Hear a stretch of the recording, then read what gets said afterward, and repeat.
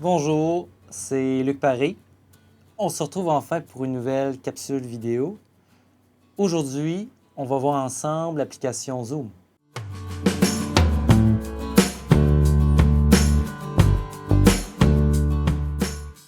Pour le télétravail, vous avez sans doute déjà entendu parler de l'application Zoom.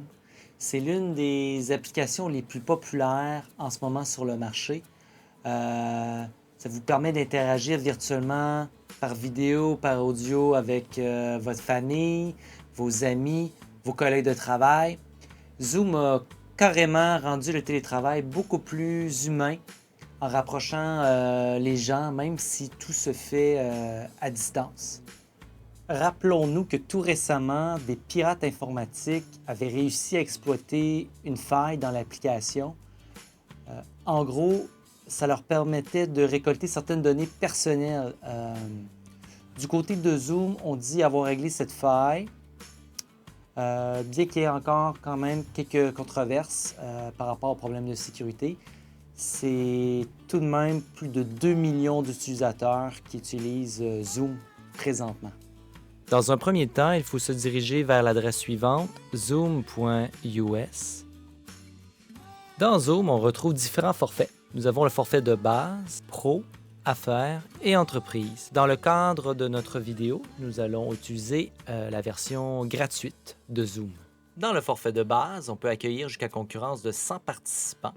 Le temps est illimité pour les réunions face à face et il est limité à 40 minutes pour les réunions de groupe. Dans cette vidéo, je vais vous expliquer comment installer Zoom.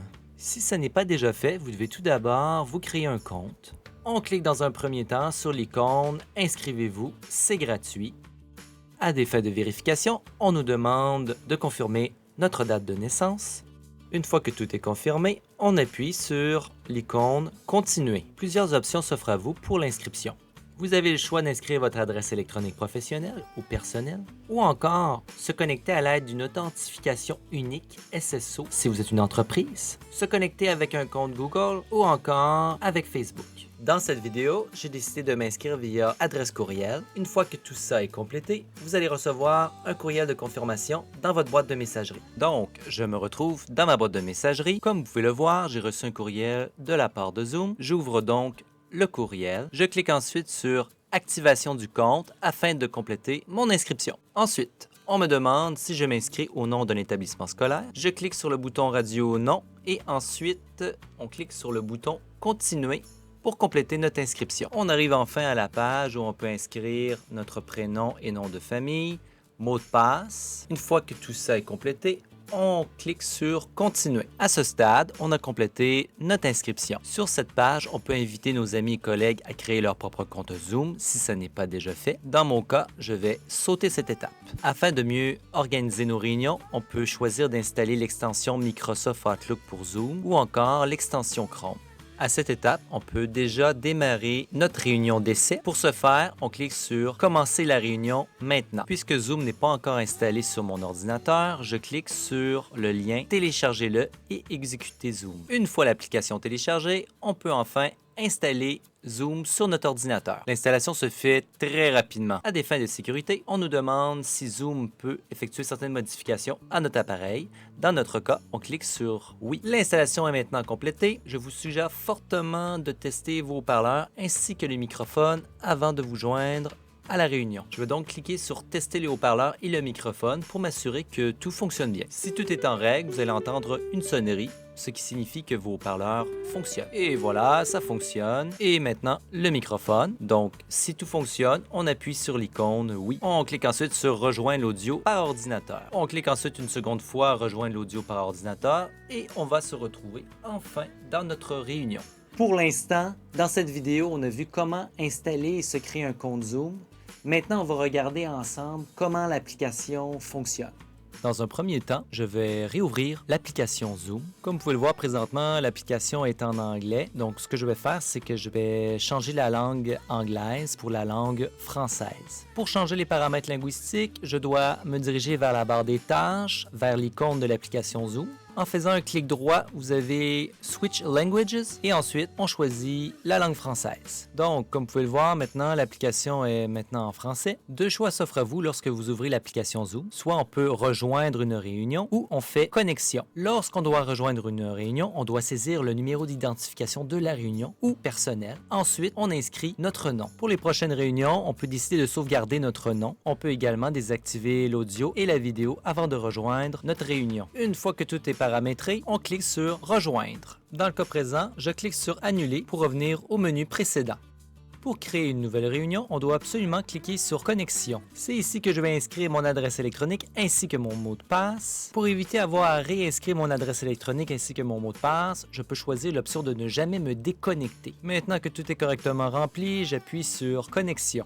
Et maintenant, on se retrouve enfin à la page d'accueil de l'application Zoom. À la page d'accueil, on retrouve plusieurs options. C'est ici que je peux rejoindre ou également créer une nouvelle réunion. Si je fais créer une nouvelle réunion, l'application Zoom va me générer automatiquement un numéro d'identification de réunion. Pour accéder à la rencontre, celui-ci devra être transmis aux participants avec le mot de passe. D'autres options s'affichent si je clique sur la petite flèche. Par défaut, vous avez l'option Commencer avec vidéo d'activer. Je peux également choisir d'utiliser mon ID de réunion personnelle. Cette option est très utile si je tiens régulièrement des réunions. Contrairement au numéro d'identification de réunion, celui-ci ne change jamais. C'est toujours le même numéro, ce qui peut faciliter l'accès à une réunion. Attention à utiliser avec certaines précautions. Une fois qu'un participant dispose de ce numéro, il pourra rejoindre à tout moment votre réunion. C'est donc très important d'utiliser un mot de passe, de verrouiller la salle une fois que tous les participants ont été admis. Je recommande également d'activer la fonctionnalité de la salle d'attente afin d'accepter les participants un par un. Heureusement, par mesure de sécurité, ces fonctionnalités sont tous activées par défaut. Pour des raisons bien évidentes, j'ai masqué ici mon numéro d'identification personnelle. En allant sur mon numéro d'identifiant personnel, d'autres options sont également disponibles. Je peux par exemple copier mon identifiant personnel avec copier l'ID. Si j'ai besoin de transmettre mon numéro, ça m'évite à retranscrire manuellement les coordonnées de mon identifiant personnel. Je peux aussi copier l'invitation. Zoom va alors me créer automatiquement un message de courtoisie automatisé que je peux ensuite transmettre aux participants pour qu'ils puissent accéder à la réunion. Je peux ensuite copier ce message dans un courriel aux participants.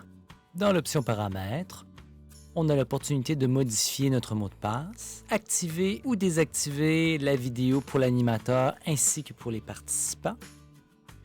Et dans les options avancées, on peut activer la salle d'attente, ouvrir l'accès à la réunion avant l'arrivée de l'animateur, couper le son des participants à leur entrée ou enregistrer automatiquement la réunion sur l'ordinateur local.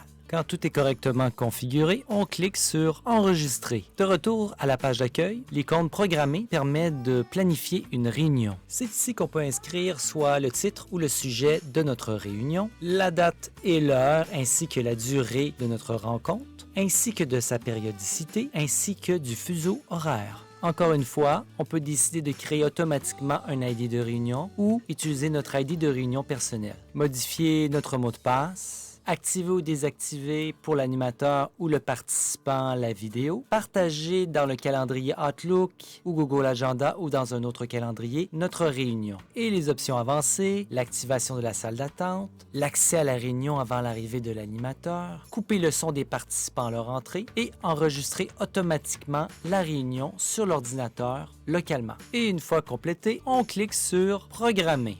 Par la suite, on nous propose de copier l'invitation dans le presse-papier afin de transmettre toutes les informations nécessaires à la réunion aux participants. Je clique donc sur Copier dans le presse-papier et ensuite, je vais transmettre mon invitation par courriel aux participants. On peut choisir également de partager notre écran au début de notre réunion. On clique sur Partager l'écran et ensuite on inscrit l'ID de réunion et ensuite on fait Partager.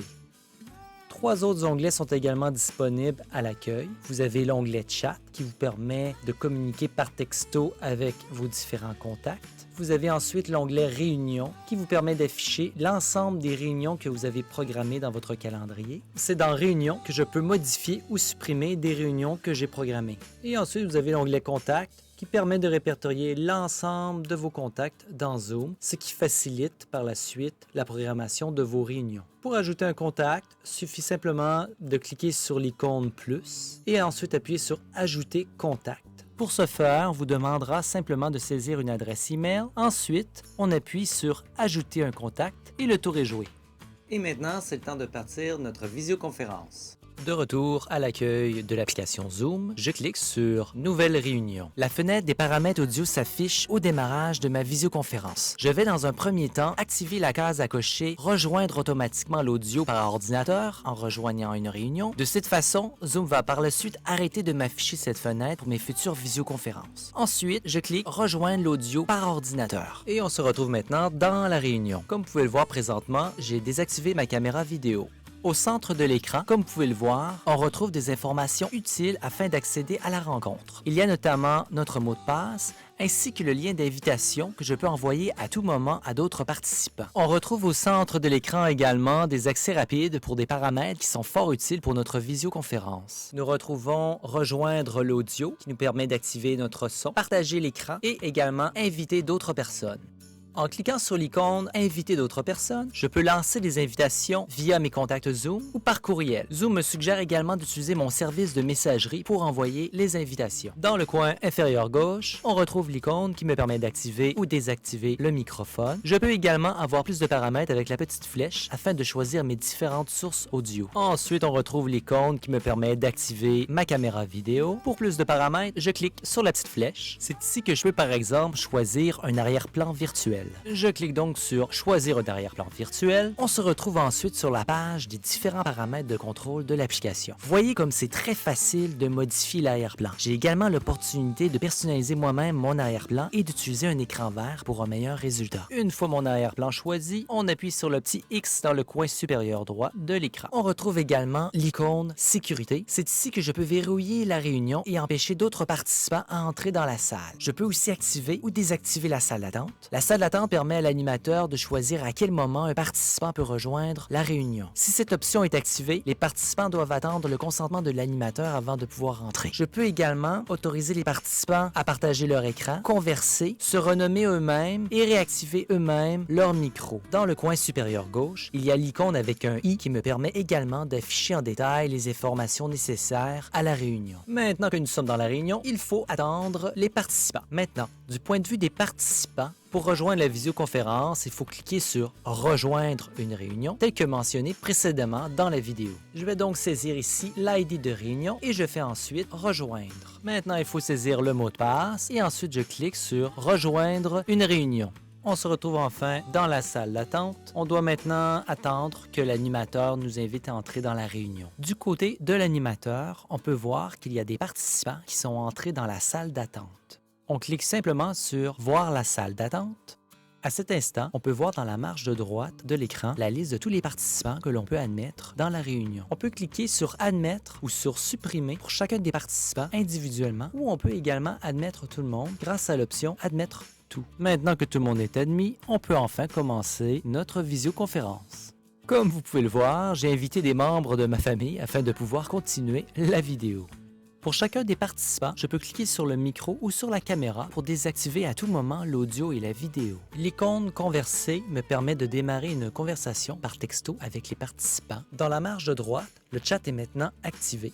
Je peux maintenant envoyer un message à tout le monde grâce à l'option suivante ou envoyer un message privé en cliquant sur le bon participant. Au-dessus du chat, d'autres options sont disponibles en cliquant sur les 3 petits points. Ces options sont fort utiles pour l'animateur, surtout quand il y a plusieurs participants à la réunion. Tout juste à côté, on retrouve l'icône qui permet de couper le microphone à tous les participants. En surlignant un participant grâce à la souris, on peut également couper le microphone ou encore accéder à plus d'options avec l'icône « Plus ». Je peux démarrer par exemple une conversation chat privée avec le participant avec l'option « Converser », arrêter la vidéo ou encore mettre l'image de sa caméra en premier plan avec l'option « Vidéo en vedette », le nommer animateur, permettre d'enregistrer la réunion, renommer son nom, le remettre dans la salle d'attente ou encore le supprimer de la réunion. L'icône « Enregistrer » me permet d'enregistrer l'ensemble de la réunion. Dans le coin supérieur gauche, à tout moment, on peut mettre en pause ou arrêter l'enregistrement vidéo. Dans les paramètres de Zoom, dans le menu « Enregistrement », on peut également choisir l'emplacement de l'enregistrement de nos réunions par défaut. Quand je clique sur l'option « Partager l'écran », je peux choisir une fenêtre ou une application qui est en cours d'exécution que je souhaite partager partager avec les participants. Sous l'onglet Avancé, j'ai la possibilité de partager uniquement une partie de mon écran, partager seulement le son de l'ordinateur ou encore, si c'est possible, le contenu d'une deuxième caméra. Sous l'onglet Fichiers, Zoom me permet de partager les fichiers aux participants avec l'un des services de stockage en ligne suivants. Je peux également utiliser un tableau blanc dans Zoom. Je clique donc sur Tableau blanc et ensuite je fais Partager.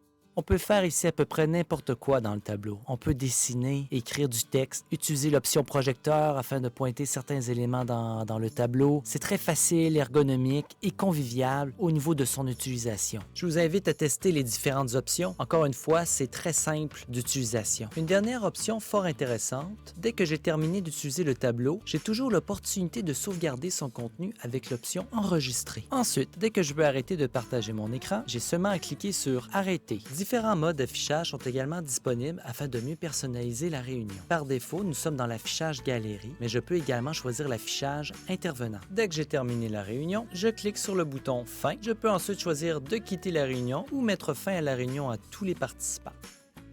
C'est tout pour aujourd'hui. Merci d'avoir regardé cette vidéo. J'espère que vous avez aimé et à la prochaine.